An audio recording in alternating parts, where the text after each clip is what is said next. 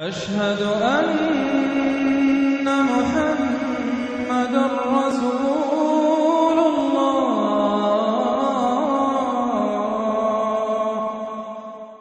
فاتحہ نام، اس کا نام الفاتحہ اس کے مضمون کی مناسبت سے ہے۔ فاتحہ اس چیز کو کہتے ہیں جس سے کسی مضمون یا کتاب یا کسی شے کا افتتاح ہو۔ دوسرے الفاظ میں یوں سمجھیے کہ یہ نام دیباچہ اور آغاز کلام کا ہم معنی ہے۔ زمانہ نزول، یہ نبوت محمدی کے بالکل ابتدائی زمانے کی صورت ہے، بلکہ معتبر روایات سے معلوم ہوتا ہے کہ سب سے پہلی مکمل صورت جو محمد صلی اللہ علیہ وسلم پر نازل ہوئی وہ یہی ہے۔ اس سے پہلے صرف متفرق آیات نازل ہوئی تھیں جو سورہ علق، سورہ مزمل اور سورہ مدثر وغیرہ میں شامل ہیں۔ مضمون، دراصل یہ سورہ ایک دعا ہے جو خدا نے ہر اس انسان کو سکھائی ہے جو اس کی کتاب کا مطالعہ شروع کر رہا ہو۔ کتاب کی ابتدا میں اس کو رکھنے کا مطلب یہ ہے کہ اگر تم واقعی اس کتاب سے فائدہ اٹھانا چاہتے ہو تو پہلے خداوند عالم سے یہ دعا کرو۔ انسان فطرتاً دعا اسی چیز کی کیا کرتا ہے جس کی طلب اور خواہش اس کے دل میں ہوتی ہے، اور اسی صورت میں کرتا ہے جبکہ اسے یہ احساس ہو کہ اس کی مطلوب چیز اس ہستی کے اختیار میں ہے جس سے وہ دعا کر رہا ہے۔ پس قرآن کی ابتدا میں اس دعا کی تعلیم دے کر گویا انسان کو یہ تلقین کی گئی ہے کہ وہ اس کتاب کو راہ راست کی جستجو کے لیے پڑھے، طالب حق کسی ذہنیت لے کر پڑھے اور یہ جان لے کہ علم کا سرچشمہ خداوند عالم ہے، اس لیے اسی سے رہنمائی کی درخواست کر کے پڑھنے کا آغاز کرے۔ اس مضمون کو سمجھ لینے کے بعد یہ بات خود واضح ہو جاتی ہے کہ قرآن اور سورہ فاتحہ کے درمیان حقیقی تعلق کتاب اور اس کے مقدمے کا سا نہیں بلکہ دعا اور جواب دعا کا سا ہے۔ سورہ فاتحہ ایک دعا ہے بندے کی جانب سے اور قرآن اس کا جواب ہے خدا کی جانب سے۔ بندہ دعا کرتا ہے کہ اے پروردگار میری رہنمائی کر، جواب میں پروردگار پورا قرآن اس کے سامنے رکھ دیتا ہے کہ یہ ہے وہ ہدایت اور رہنمائی جس کی درخواست تو نے مجھ سے کی ہے۔ بسم اللہ الرحمن الرحیم، اللہ کے نام سے جو رحمان اور رحیم ہے۔ اسلام جو تہذیب انسان کو سکھاتا ہے اس کے قواعد میں سے قاعدہ یہ بھی ہے کہ وہ اپنے ہر کام کی ابتدا خدا کے نام سے کرے۔ اس قاعدے کی پابندی اگر شعور اور خلوص کے ساتھ کی جائے تو اس سے لازماً 3 فائدے حاصل ہوں گے۔ ایک یہ کہ آدمی بہت سے برے کاموں سے بچ جائے گا، کیونکہ خدا کا نام لینے کی عادت اسے ہر کام شروع کرتے وقت یہ سوچنے پر مجبور کر دے گی کہ کیا واقعی میں اس کام پر خدا کا نام لینے میں بجانب ہوں۔ دوسرے یہ کہ جائز اور صحیح اور نیک کاموں کی ابتدا کرتے ہوئے خدا کا نام لینے سے آدمی کی ذہنیت بالکل ٹھیک سمت اختیار کر لے گی اور وہ ہمیشہ صحیح ترین نقطے سے اپنی حرکت کا آغاز کرے گا۔ تیسرا اور سب سے بڑا فائدہ یہ ہے کہ جب وہ خدا کے نام سے اپنا کام شروع کرے گا تو خدا کی تائید اور توفیق اس کے شامل حال ہوگی، اس کی صحیح میں برکت ڈالی جائے گی اور شیطان کی فساد انگیزیوں سے اس کو بچایا جائے گا۔ خدا کا طریقہ یہ ہے کہ جب بندہ اس کی طرف توجہ کرتا ہے تو وہ بھی بندے کی طرف توجہ فرماتا ہے۔ الحمد للہ رب العالمین، تعریف اللہ ہی کے لیے ہے جو تمام کائنات کا رب ہے۔ تعریف اللہ ہی کے لیے ہے۔ جیسا کہ ہم دیباچے میں بیان کر چکے ہیں، سورہ فاتحہ اصل میں تو ایک دعا ہے، لیکن دعا کی ابتدا اس ہستی کی تعریف سے کی جا رہی ہے جس سے ہم دعا مانگنا چاہتے ہیں۔ یہ گویا اس امر کی تعلیم ہے کہ دعا جب مانگو تو مہذب طریقے سے مانگو۔ یہ کوئی تہذیب نہیں ہے کہ منہ کھولتے ہی جھٹ اپنا مطلب پیش کر دیا۔ تہذیب کا تقاضا یہ ہے کہ جس سے دعا کر رہے ہو پہلے اس کی خوبی کا، اس کے احسانات اور اس کے مرتبے کا اعتراف کرو۔ تعریف ہم جس کی بھی کرتے ہیں 2 وجوہ سے کیا کرتے ہیں۔ ایک یہ کہ وہ بجائے خود حسن و خوبی اور کمال رکھتا ہو، قطع نظر اس سے کہ ہم پر اس کے ان فضائل کا کیا اثر ہے۔ دوسرے یہ کہ وہ ہمارا محسن ہو اور ہم اعتراف نعمت کے جذبے سے سرشار ہو کر اس کی خوبیاں بیان کریں۔ اللہ تعالیٰ کی تعریف ان دونوں حیثیتوں سے ہے۔ یہ ہماری قدر شناسی کا تقاضا بھی ہے اور احسان شناسی کا بھی کہ ہم اس کی تعریف میں رد اللسان ہوں۔ اور بات صرف اتنی ہی نہیں ہے کہ تعریف اللہ کے لیے ہے، بلکہ صحیح یہ ہے کہ تعریف اللہ ہی کے لیے ہے۔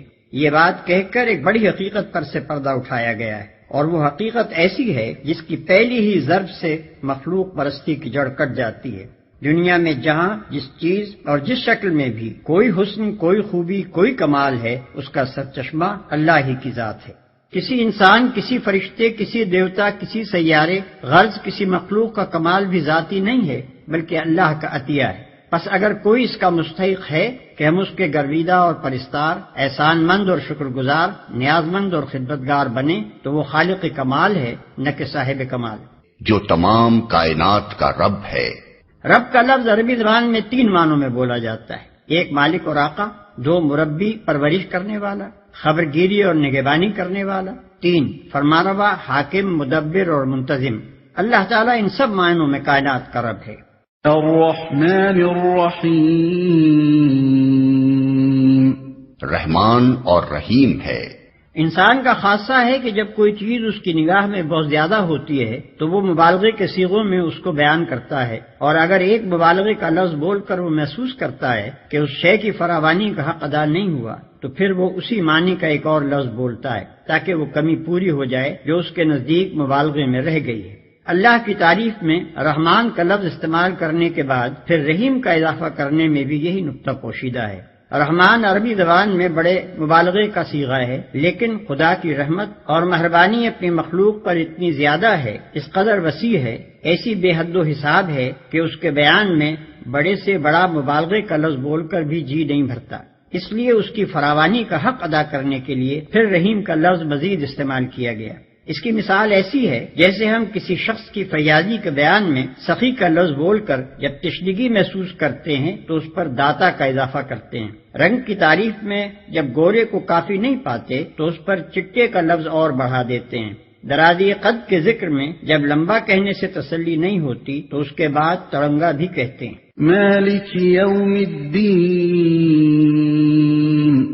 روز جزا کا مالک ہے، یعنی اس دن کا مالک جبکہ تمام اگلی پچھلی نسلوں کو جمع کر کے ان کے کارنامہ زندگی کا حساب لیا جائے گا اور ہر انسان کو اس کے عمل کا پورا صلہ یا بدلہ مل جائے گا۔ اللہ کی تعریف میں رحمان اور رحیم کہنے کے بعد مالک روز جزا کہنے سے یہ بات نکلتی ہے کہ وہ نرا مہربان ہی نہیں ہے بلکہ منصف بھی ہے، اور منصف بھی ایسا با اختیار منصف کہ آخری فیصلے کے روز وہی پورے اقتدار کا مالک ہوگا، نہ اس کی سزا میں کوئی مزاحم ہو سکے گا اور نہ جزا میں مانے۔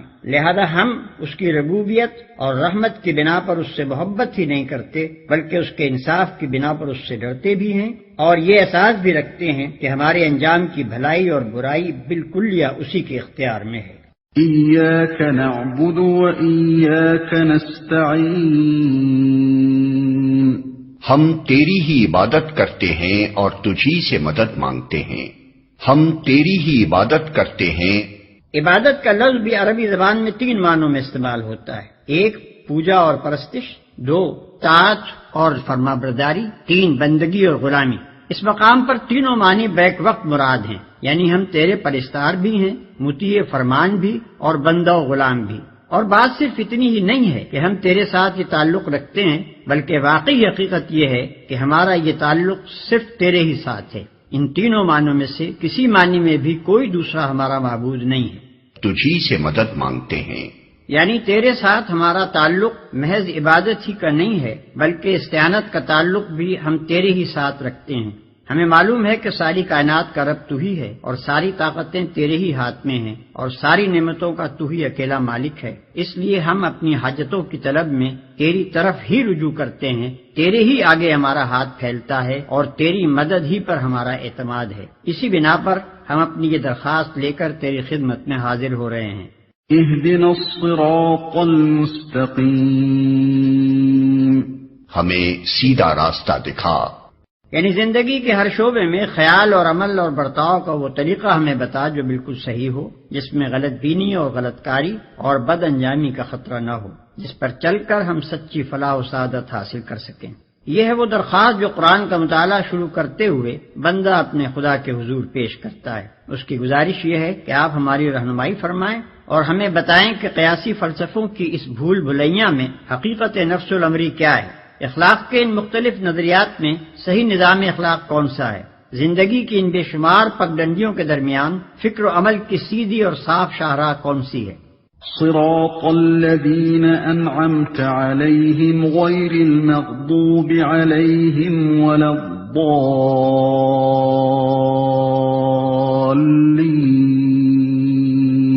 ان لوگوں کا راستہ جن پر تو نے انعام فرمایا، جو ماتوب نہیں ہوئے، جو بھٹکے ہوئے نہیں ہیں.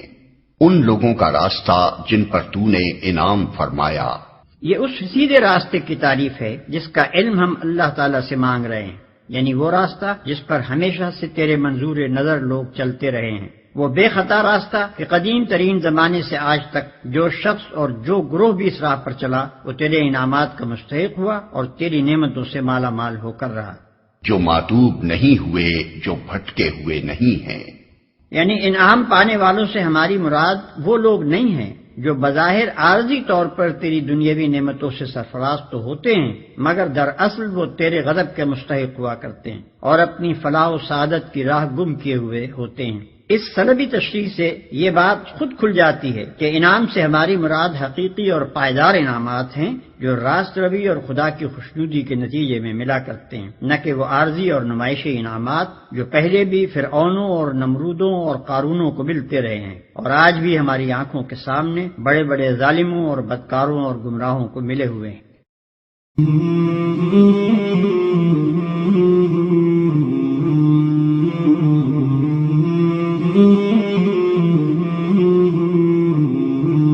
مولاي صل وسلم دائما أبدا على حبيبك خير الخلق كلهم.